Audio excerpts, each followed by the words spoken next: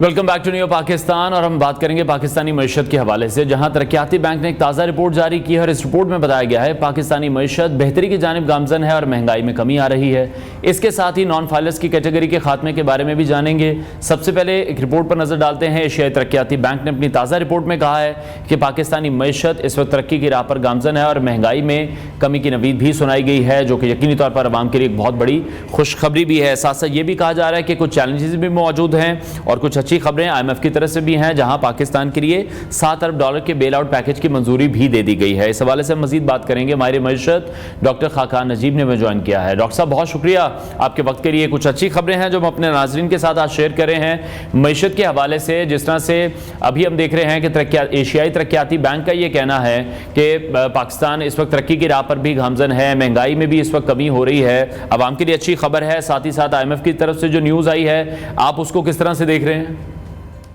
دیکھیے، پاکستان کو اس وقت IMF کے بغیر چلانا کوئی پروڈنٹ پالیسی میکنگ نہیں ہے، so it's healthy sign in terms of the macro stability جو آپ کو اس وقت ملک میں دکھائی دے رہی ہے، جس کا مطلب یہ ہے کہ پاکستان میں افراط زر جو کہ 38% تک آن دا ہائر سائڈ چلی گئی تھی، وہ اس وقت کم ہو کر لو سنگل ڈیجٹس 9.67% پہ تھی پچھلے ماہ، اور لو ڈبل ڈیجٹس میں آ گئی ہے ان ٹرمز آف جو ہم ایوریج سمجھتے ہیں اس سال کی۔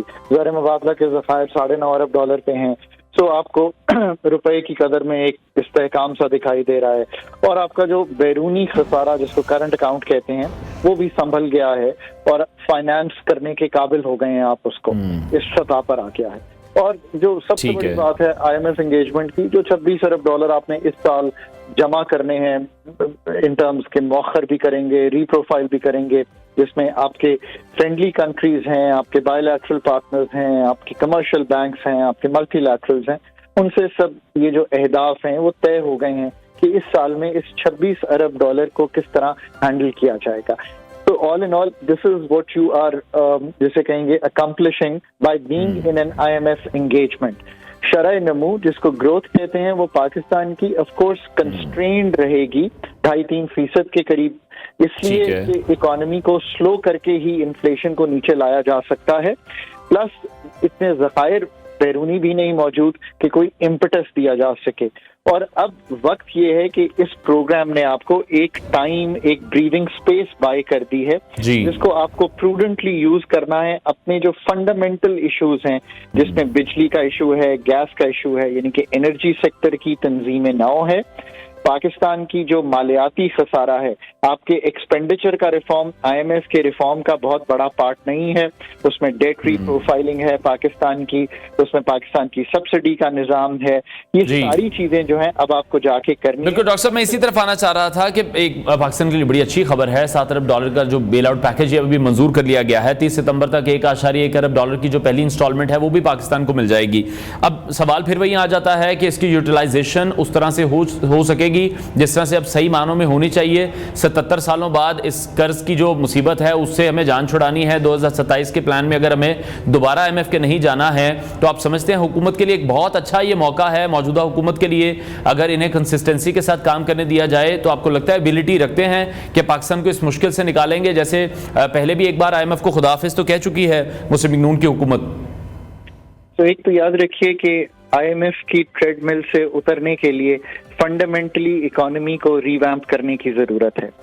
اب پاکستان نے ایک تو IMF کے ساتھ تواتر سے انگیج ضرور کیا ہے، اور یہ بھی امپورٹنٹ ہے سمجھنا کہ ان 24 میں سے لانگ ٹرم پہ سوائے جو 2013-16 کا پروگرام تھا، اس کے علاوہ کوئی پروگرام کمپلیٹ بھی نہیں ہو سکا۔